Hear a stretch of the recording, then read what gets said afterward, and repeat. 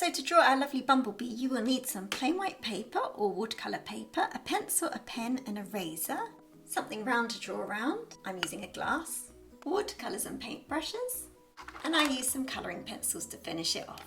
We're going to start off with finding something round, placing it just slightly towards the top of the page, and then we're going to draw around it in pencil. Just almost touching the edge of the circle, we're going to be doing a smaller circle for the head. So remember, these circles don't have to be perfect. Mine's really lopsided, so don't worry. Just press lightly in pencil because we're going to be erasing all this soon. From here, we're going to be drawing a curved line. It's just going to show us where the abdomen's going to go. So it's curving around and then a little bit of the tail there. We're going to put in the eye. So a kind of almond shape here. It's got a nice big eye here. So there's the eye. Now to make it seem even more lifelike, we're going to be adding the wing now. Remember, if I go too quickly, just hit pause and rewind. So the wing's going to be a line just coming out, almost horizontal,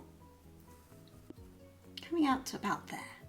And then we're going to do the top of the wing. Like that, just curving round to hit the bottom part of the wing. Let's add on the thorax. So just draw a line coming up from here and a line coming down here. I'm going to carry on that line just to there. So we can clearly see the head, the thorax and the abdomen. We're now going to be adding in the little legs. So just coming out here, one leg, that's the front one. Coming out from here, just going to be drawing a line diagonally down. It's just going to cross over the front leg. And then the hind leg, going to be drawing a little circle here, just so that we know where we're going. And then it's going to come down here and come all the way down there.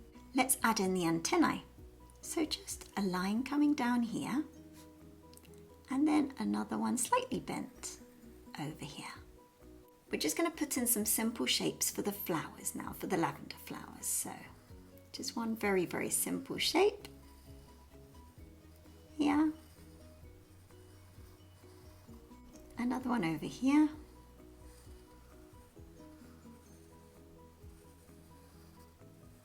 Just doing these curved lines, doing the ones that haven't yet come out, so they're still kind of like in bud form.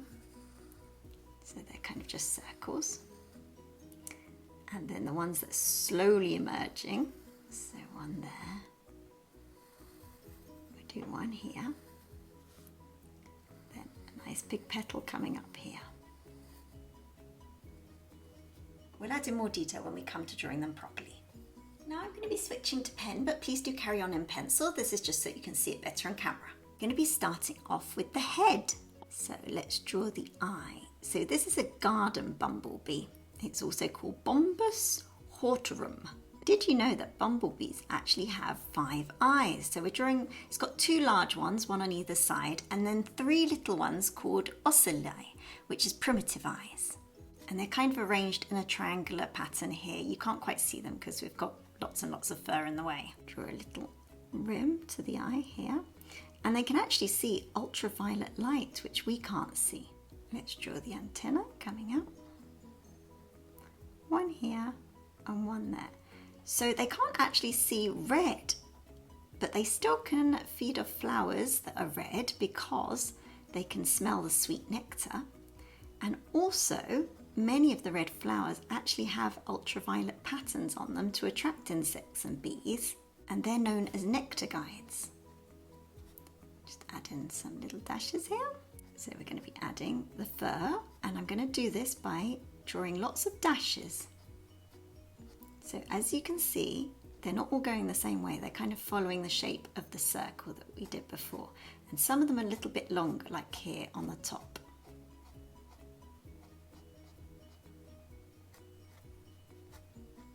Doesn't matter if they overlap.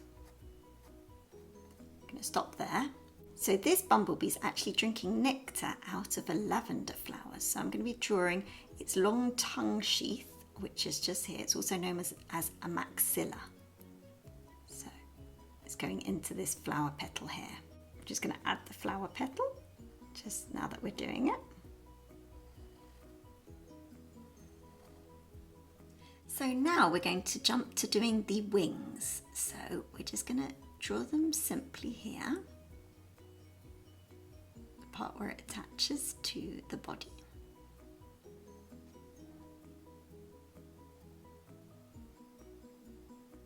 A couple of oval shapes here.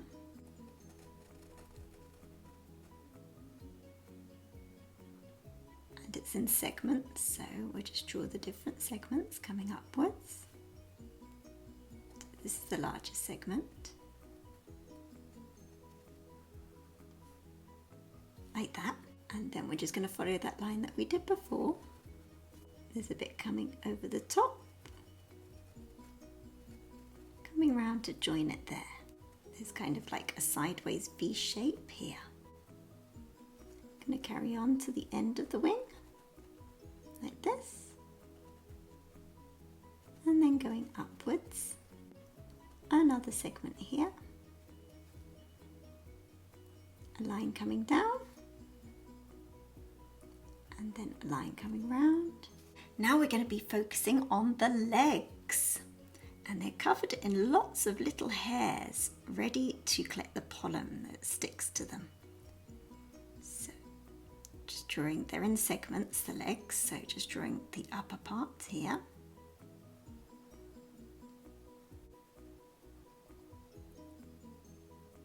And then the middle part, and then right at the end there's some little segments, and then there's the claw, just holding onto that flower. We're going to be adding some little hairs to it to show that it's all furry.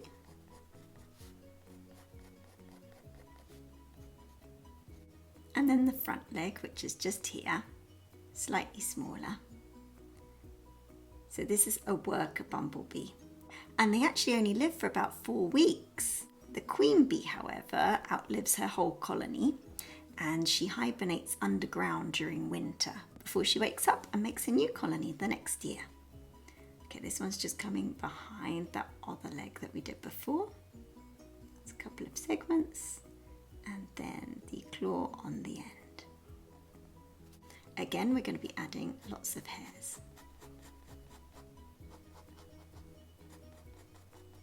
On either side. And then now these back legs, and this is where the pollen baskets are found, so just around here. There's a tiny little area that's not quite as hairy. It's shiny and smooth, but on the outside there are lots of hairs. This one we're not showing to have much pollen being carried at the moment.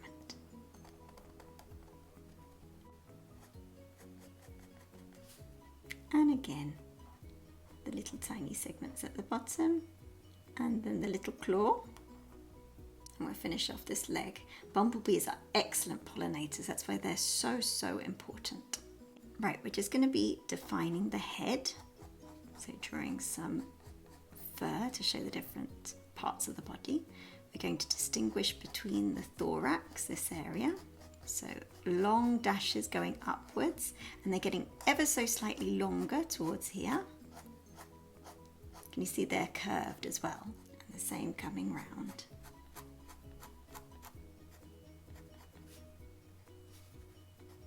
And on the underside.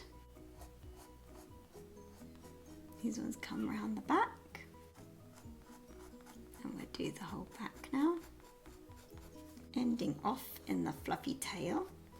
Can you see how these furry lines are kind of going, they're flatter now, they're not quite on end, the closer we get to the bottom. And then the belly, so just shorter ones here. Sorry about the seagulls in the background, they live on our roof and they like to make a noise whenever I'm videoing. Right, so we're just going to distinguish the different colours here. So this one's going to be a black ring, and this one's going to be a whitish yellow one. We're just going to pop in the other wing, which is just behind here. Not going to do much detail on that one. Let's add in the flower petal, and then another kind of bud behind this one. During this one.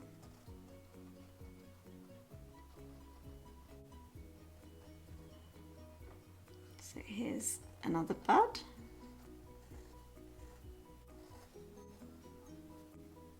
We're going to define this flower that we did at the start, make it look a little bit more realistic. But we're mainly focusing on the bumblebee. So here's another fact, bumblebees don't actually die if they sting you. They're not like the honeybees that do die once they sting you. And it's only the female bumblebees that can sting you. They're the only ones that have a stinger, the males don't. So another flower here. Keeping the flowers nice and simple.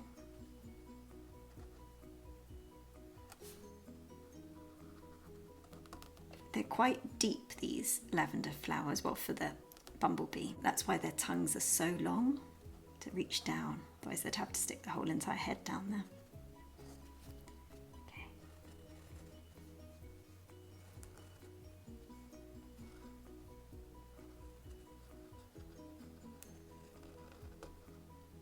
Let me know if you've got some lavender in your garden. We've got lots of it, and there are so many bumblebees. So many bumblebees. So it's quite useful getting models this morning.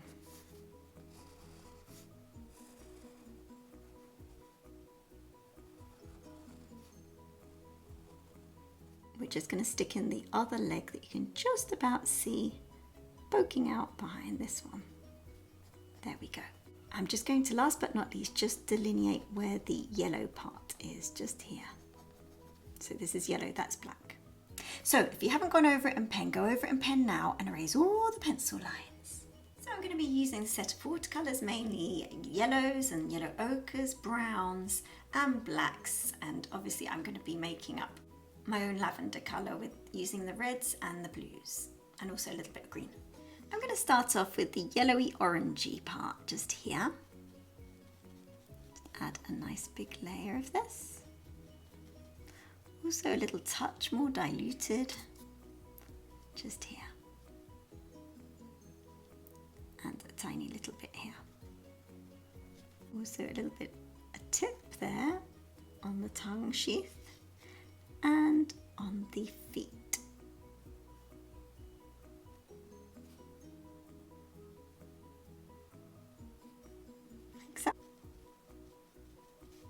There's a tiny little bit on the back of the head there. Now going in with the grey, just here on the bottom, tiny bit here. I'm going to be using greys for the wings as well. Just colouring in some of the segments in grey, not all of them.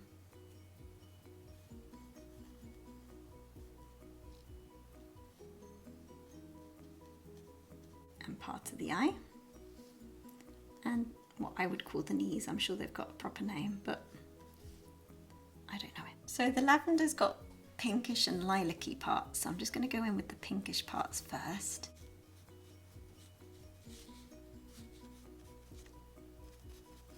Then we'll go back in while it's still wet and do the more bluey areas.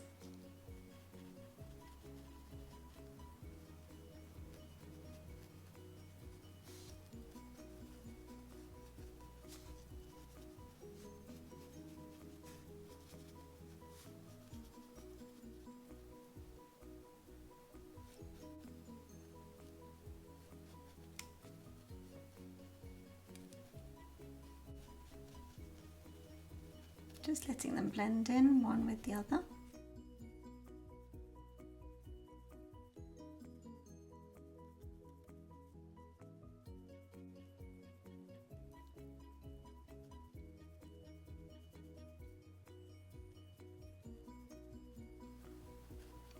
Particularly underneath here.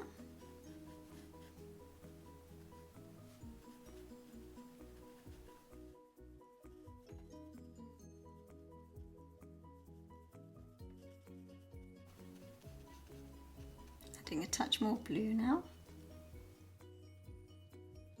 And the tiniest dash of yellow just in the centre. Give bit of green at the bottom.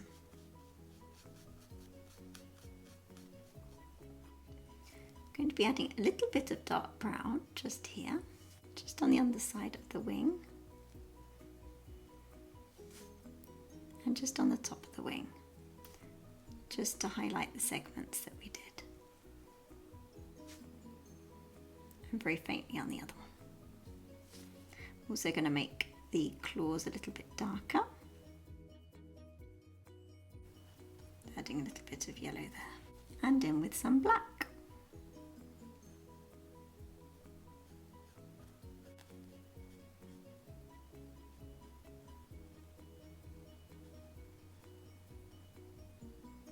Just leave the little knee joints light, like that.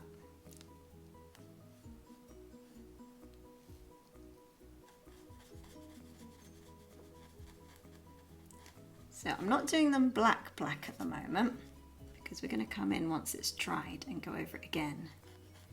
So I'm just putting a wash down.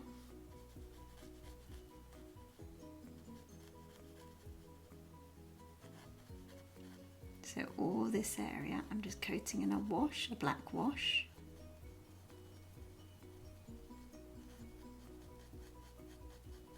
Using little flicks here.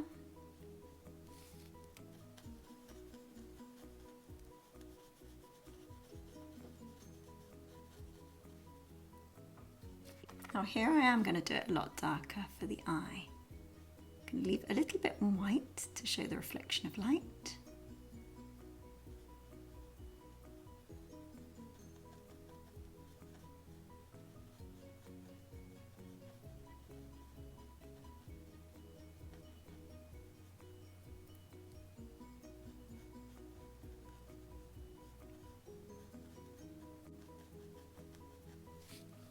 And also the antennae.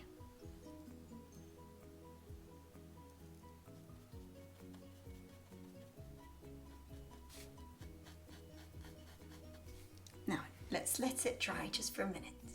So I'm going to be using this dry bristle brush. I'm just going to dip it in some watercolour paint and just draw the bristles across the page. And this produces a really easy method to draw the fur. You might want to use a smaller brush because this brush is a little bit big. Always do the brush strokes in the direction of growth of the fur, so this is going in that direction. I'm going to go back in with my paintbrush and just do the really darker areas down here.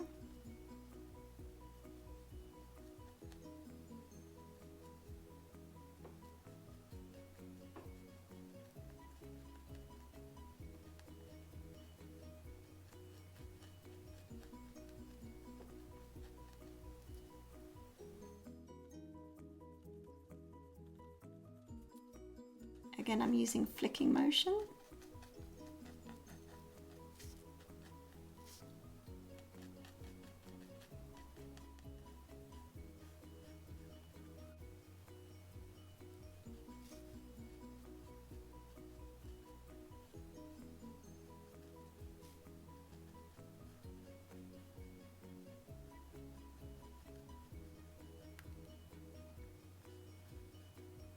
Making it a tiny bit darker. You can always go from light to dark, but you can't go from dark to light with watercolours.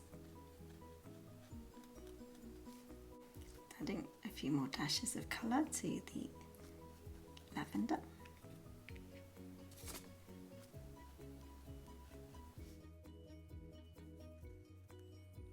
A bit more blue.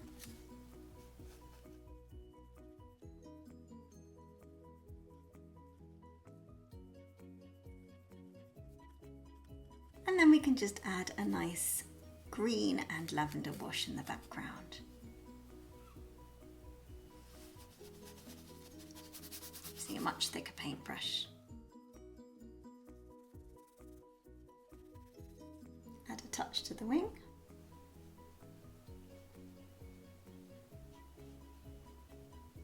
So I've let this dry. I'm now using coloured pencils. This is a benefit of painting on a very, very hot day, is that it dries in a matter of minutes.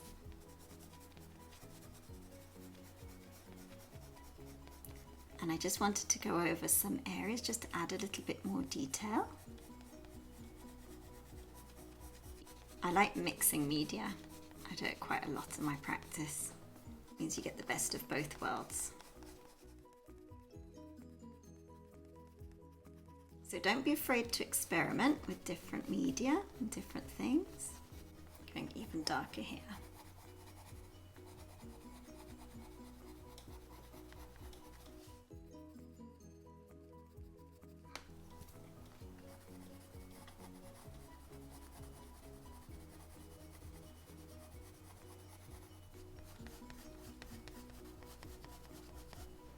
Now just a tiny bit more detail here.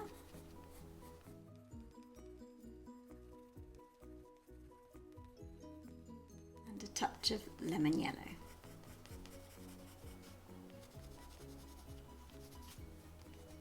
And to add a little bit more yellow ochre here. And then last but not least, just adding a little bit more black underneath.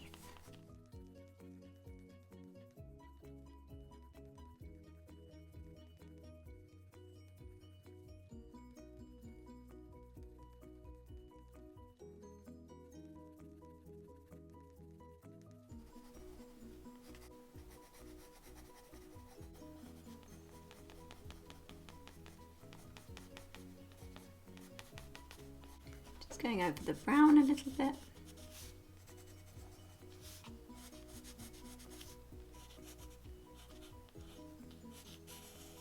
And there we have a finished bumblebee on a lavender plant.